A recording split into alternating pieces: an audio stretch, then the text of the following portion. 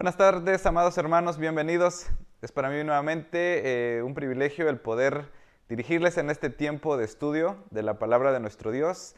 Estamos estudiando un tema de hermenéutica que sabemos que es muy importante para la vida y la salud de la iglesia. Hemos hablado ya de algunos temas, hemos visto un poco el panorama, cómo en la historia ha avanzado y en los diferentes periodos se ha ido depurando el estudio de las Escrituras. Hemos dicho que debemos cuidarnos de la lectura subjetiva de la Escritura, de no caer en esa trampa de pensar que todo mundo puede predicar, todo mundo puede enseñar y plantar su iglesia. Y también no debemos caer en ese error de pensar que solamente los intelectuales o los pastores son aquellos que deben estudiar e interpretar la Biblia, ya que hemos visto que en la Reforma Martín Lutero hablaba acerca de la perspicuidad de las Escrituras, es decir, que todos podemos estudiar la Biblia, pero pues debemos tener algunos principios hermenéuticos y prácticos que guíen nuestra comprensión y nuestra enseñanza de la Escritura. Pues bien, hermanos, es para mí un privilegio nuevamente darles la bienvenida a nuestros hermanos que nos ven en esta hora, a los hermanos de las misiones también, y pues a los hermanos de otras iglesias que van a ver esta transmisión. El material que hemos estado viendo es un libro del doctor R.C. Sproul, está muy interesante. Y hoy vamos a empezar ya con las reglas prácticas para aprender a interpretar la Biblia. Así que vamos a ir de lleno a la presentación de esta hora. Y corresponde a la lección número 4, que dice básicamente reglas prácticas para la interpretación bíblica.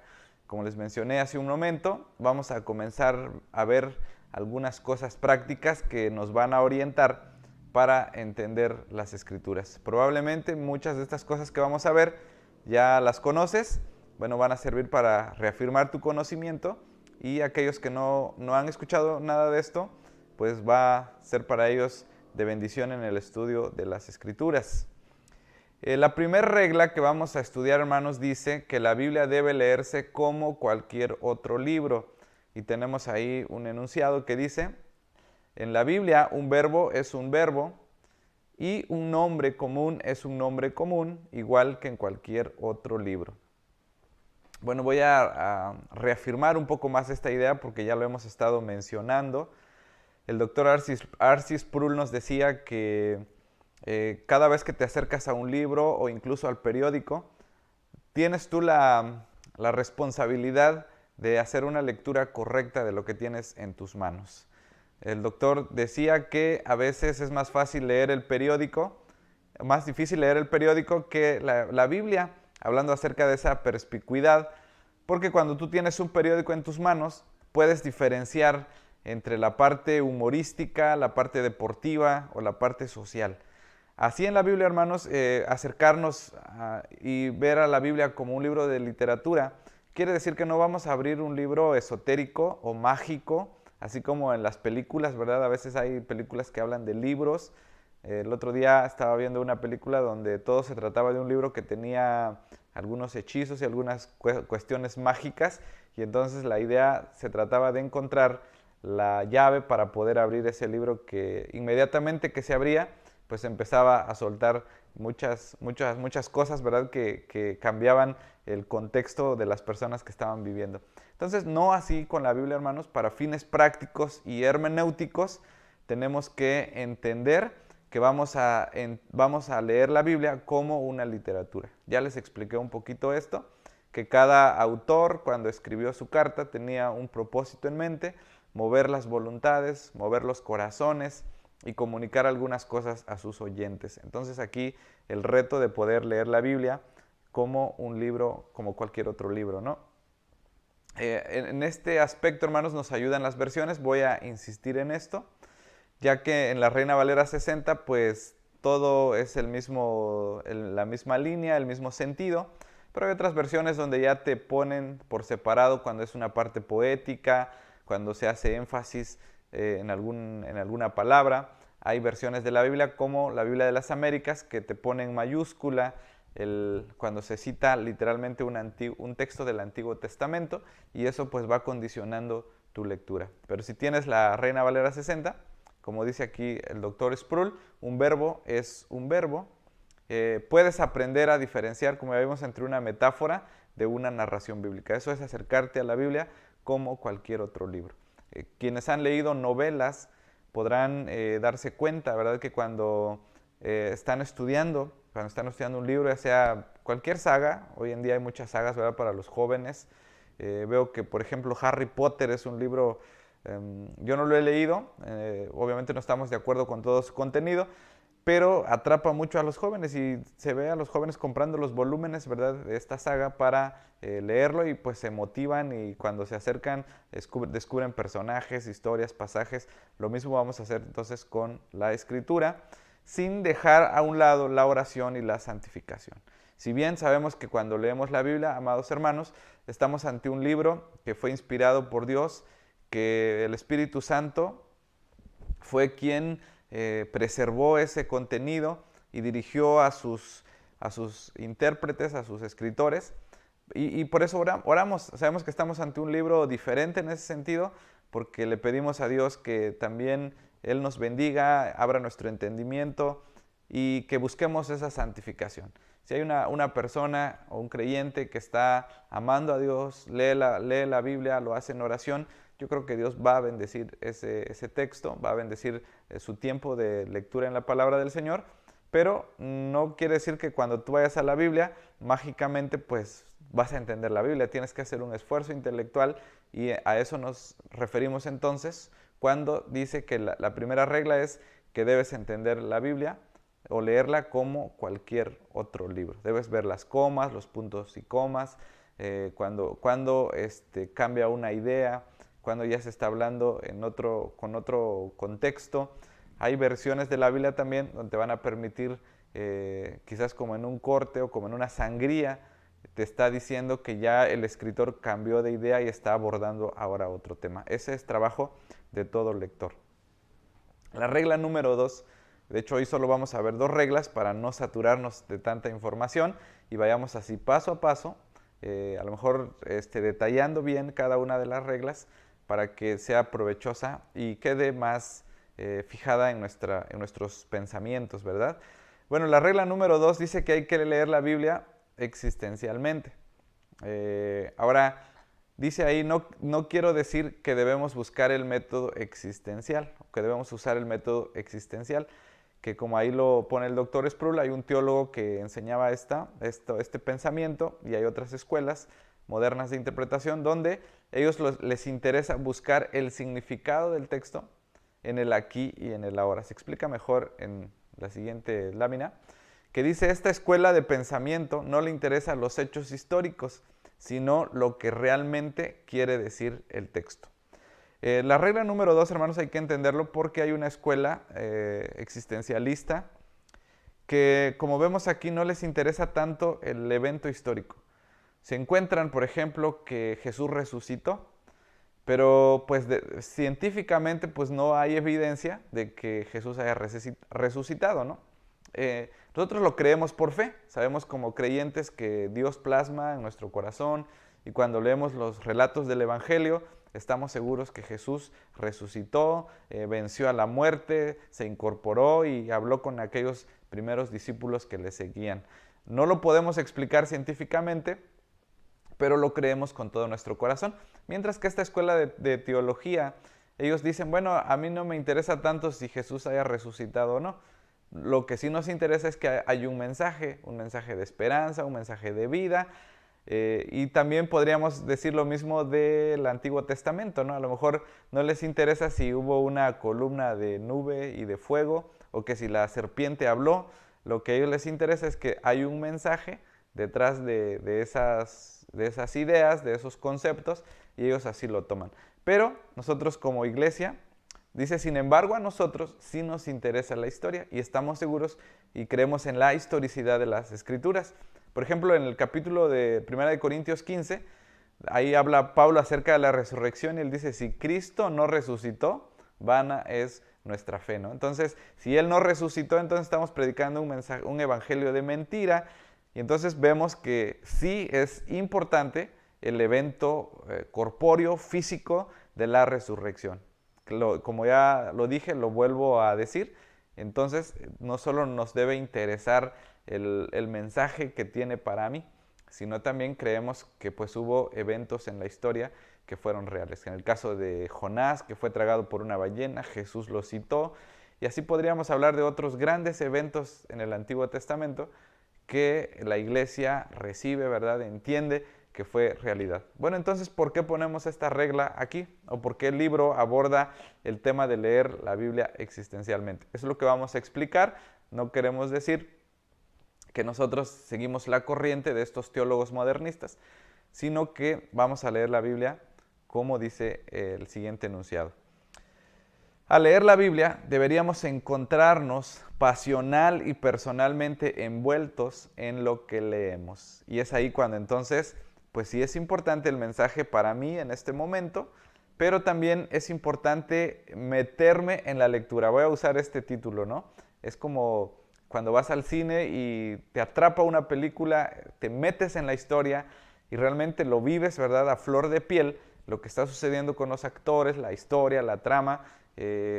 Quizás si eres una de esas personas, se te va a facilitar el poder vivir a flor de piel todo lo que están pasando los personajes. Y de esa manera tú estás leyendo la Biblia existencialmente. Al leer la Biblia deberíamos encontrarnos pasional y personalmente envueltos en lo que leemos. Porque si no lo hacemos así, hermanos, la Biblia pues va a tender a ser para nosotros una historia más, unos cuentos, unas sagas que no tienen ni relevancia ni pasión para nuestras vidas. Pero cuando aprendemos esta regla, vamos entonces a vivir lo que se está realmente enseñando en la Escritura. Una comprensión por medio de la cual tratamos de introducirnos en la piel de los personajes de los cuales leemos, ¿verdad? Esto es muy impresionante. Esta imagen que ven en pantalla me impresionó, no la puedo magnificar aquí, pero es el arca. Ahorita estamos teniendo con mi familia unos devocionales y están basados en el libro de Génesis, y estamos hablando acerca de Noé, y pueden imaginar todo lo que vivía Noé, hermanos. Era una especie de cuarentena, una especie de estar en casa, ¿verdad? Durante mucho tiempo estuvo Noé, y cómo salió después y tuvo su nueva normalidad. Pero pues uno ve esa imagen y trata uno de sentir lo que estaba sintiendo aquel personaje, ¿no? De esa manera somos llamados pues a leer la Escritura con esa pasión, y como ya explicamos en otras entregas de estos programas, que la Biblia palpita vida, son seres reales, seres personales, no son ángeles, no son personajes míticos, sino que estamos frente a personas de carne y hueso, que viven diferentes realidades de la vida como las que nosotros vivimos. En este sentido, la Biblia se debe leer de manera existencial. Ok, vamos a continuar. Esto ya lo vimos. Bueno, esta es la práctica de la comprensión. Sentir las emociones de los personajes que estamos estudiando. Sentir las emociones de los personajes que estamos estudiando. Eso es algo muy bonito, ¿verdad? Porque tú te metes en la historia y puedes ir siguiendo los rostros. Ustedes saben que la virtud de la Biblia es contar muchas historias, pero lo hacen de una manera sencilla, de una manera profunda, y nosotros vamos a profundizar a la hora de ver qué estaban sintiendo esos personajes, ¿no? Cuando lees los milagros del Nuevo Testamento, que quizás cuando Dios le dice a las personas que sus pecados les son perdonados, o toma tu lecho y anda, si estamos leyendo existencialmente, podemos ver a ese personaje pues con una sonrisa, alegre, gritando de alegría, saltando, haciendo muchas cosas. ¿Cómo lo vamos a deducir? Dado que eso no lo dice la Biblia, ¿no? Pero estamos viviendo, pues, estamos interpretando como en una película lo que está sucediendo. Esta, dice, es la práctica de la comprensión. Tenemos que ejercer nuestra comprensión, sentir las emociones de los personajes que estamos realmente estudiando. Entender un poco el sabor o saborear lo que está sucediendo y lo que estamos leyendo. Cuando hemos desarrollado esta regla hermenéutica, nos va a servir mucho, y ahorita vamos a ver por qué nos va a servir. Entonces, a este tipo de lectura le vamos a llamar leer entre líneas. Y esa es una empresa también legítima para los predicadores. En lo personal me cuesta un poco narrar, no soy tan narrativo. Yo soy más discursivo, o en mi predicación es un poco más proposicional acerca de ideas, y tengo un poco la debilidad de la predicación narrativa. Entonces he estado tratando estos días de predicar unas historias que de por sí son complicadas, como dice un escritor, que es muy difícil contar algo que ya está bien contado, ¿verdad? Las parábolas de Jesús, los relatos de los evangelios de Mateo y de Juan están magistralmente detalladas, con una profundidad, con una simplicidad, y que ahora el reto de nosotros es contarlo. Pero ¿no te ha pasado que de pronto escuchas a un predicador que pues te hace llevar literalmente a ese escenario? Parece ser que tú estuvieras ahí con Abraham, estuvieras ahí con Moisés, con David. Pues ese es el reto para nosotros como creyentes, involucrarnos en la lectura tal que pues nos sintamos ahí, ¿verdad? Todo lo que está pasando, todo lo que está experimentando, vuelvo a repetir, ver los rostros, ver los gestos, preguntarnos por qué está actuando así las personas, y también esto sucede dentro de la predicación.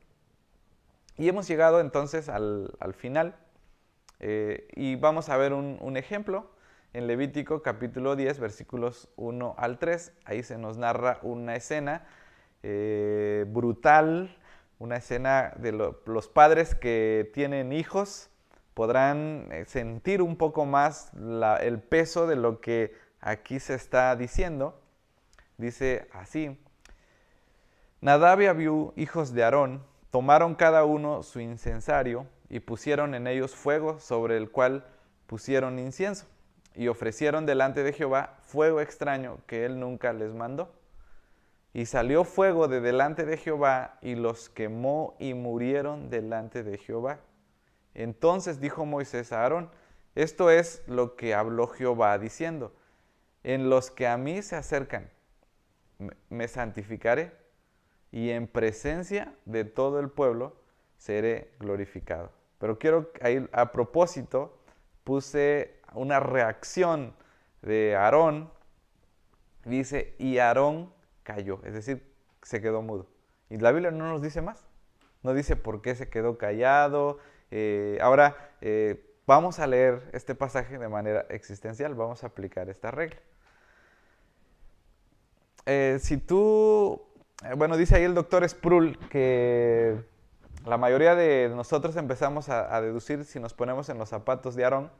Yo pude haber dicho, ¿verdad? O pudimos haber dicho todos: oye, Señor, ¿qué está pasando? Pues tú me has escogido como un sacerdote para que yo ministre en tu presencia, para que yo te alabe, y te he dado toda mi vida, no me he dedicado a otra cosa. Estoy aquí sirviéndote de día y de noche. Y mira, mis hijos por un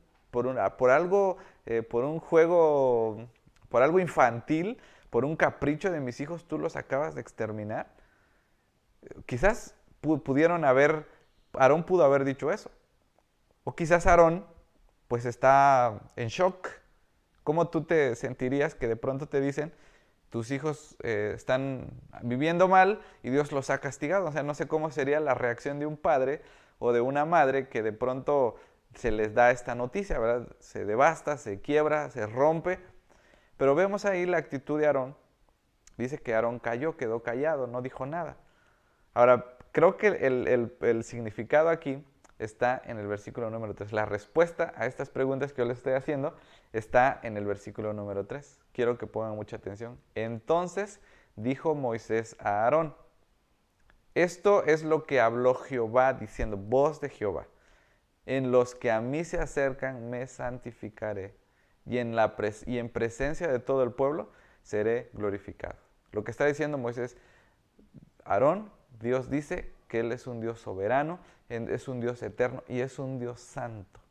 Y Él se va a santificar cada vez que una persona se acerque delante de Él. Es más, en ese momento tal vez ellos están en el templo. Aarón entiende que Dios es santo y que exige santidad de su pueblo. Tal vez por su mente dijeron entonces, pues si de eso se trata, pues entonces pues que el Señor se glorifique, ¿verdad? Que el Señor aplique su justicia, que el Señor muestre su poder. Y es así como podemos seguir ahondando un poco más al respecto de este tema. Y lo que hicimos ahorita fue aplicar esta segunda regla, meternos un poco en lo que pudo haber deducido o lo que se pudo haber vivido, y pues las respuestas los vamos a encontrar obviamente al ir uniendo los textos de la Biblia, pero hay varios pasajes donde no se nos cuenta qué pasó, pero vamos a empezar a deducir. De hecho, vamos a ver un principio también más adelante, pero hoy nos vamos a quedar entonces solamente con estas dos reglas interpretativas. Primero, vamos a hacer un pequeño repaso. Vamos a acercarnos a la Biblia con la mentalidad de que estamos leyendo una literatura que tiene comas, que tiene puntos, que tiene objetivos del escritor. A veces se utilizan códigos morales para hablar acerca de cómo debía comportarse el pueblo. A veces son leyes, en otras ocasiones son cartas, son himnos. Vamos a poner el ejemplo del apóstol Pablo, que está en la cárcel, está allí en la prisión y está escribiendo, ¿verdad?, una de las iglesias, y está tratando un tema de la santificación o del perdón, y Pablo hace un alto por todo lo que él está escribiendo, dirigido por el Espíritu Santo, y hay gratitud en su corazón porque está hablando de la elección. Por ejemplo, vamos a suponer a Romanos, ¿no? Y de pronto Pablo tiene ahí dentro de sus escritos que está utilizando para ir escribiendo su carta, encuentra un libro o el himnario de las alabanzas de la iglesia primitiva. Entonces se va a una de las estrofas y lo inserta en su carta para expresar su gratitud, y de pronto Pablo puede decir: oh profundidad de las riquezas, de la sabiduría y de la ciencia de Dios, cuán insondables son tus juicios e inescrutables tus caminos. Pablo prorrumpe en adoración, quizás hace un alto, se pone de rodillas, adora a Dios, y eso queda plasmado entonces para la iglesia, y es ahí donde se hace pues menester que los creyentes, que lo leamos ahorita 2000 años después. Ese es el gran desafío, hermanos, porque hemos recibido un libro que no cayó del cielo, eso vamos a verlo más adelante, que aproximadamente en 1500 años se fue compaginando el canon hasta el momento que hoy lo tenemos en nuestras manos. Pero por eso, hermanos, es importante ir aplicando estas reglas y estos principios. Una vez que lees la Biblia como literatura, como cualquier otra literatura, ya dijimos, con la salvedad de que nos acercamos a la palabra de Dios, que necesitamos una vida limpia y motivos correctos para leerla, pero entendiendo esto. Y lo segundo sería entonces que vamos a leer la Biblia de manera existencial. Debo meterme en la trama, debo captar lo que está sucediendo, y así como hoy hicimos el ejemplo, de esa manera vamos a ir sacándole jugo y sacándole mucho provecho a nuestra lectura. Pues bien, amados hermanos, quiero hacer una oración. Llevamos ya 22 minutos y con esto vamos a terminar. Me gustaría también, hermanos, que puedan ir dejando sus preguntas. Yo sé que ya empezarán a surgir algunas preguntas o algunas dudas de cómo estudiar la Biblia.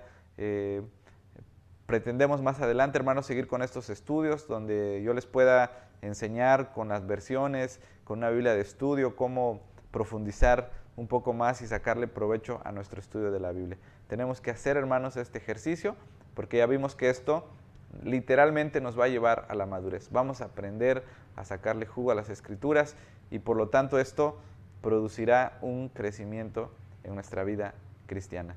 Pues, hermanos, vamos a hacer esta breve oración pidiendo que el Señor nos ayude a comprender y a entender su palabra. Padre, en esta hora te alabamos y te bendecimos por esta hermosa hora, Señor, que nos has permitido aprender dos reglas muy básicas, Señor, de interpretación.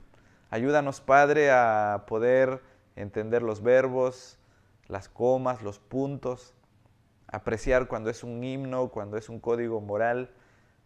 Señor, pero lo más importante es que queremos meternos en la historia. Queremos, Padre, aprender a leer la Biblia de manera existencial, también trayendo una aplicación para nuestras vidas en el tiempo en el que estamos viviendo. Gracias, Padre, por esa hermosa escritura que es tu revelación para nosotros. Perdónanos si la hemos descuidado o si no le damos lectura todos los días. Pon en nosotros el deseo ardiente de estudiarla y de comprenderla todos los días de nuestra vida. En Cristo Jesús. Amén. Bien, amados hermanos, es así como llegamos hoy al final de este estudio. Que el Señor te bendiga ricamente y estamos en contacto y seguimos entonces transmitiendo dentro de 8 días. Que el Señor les bendiga.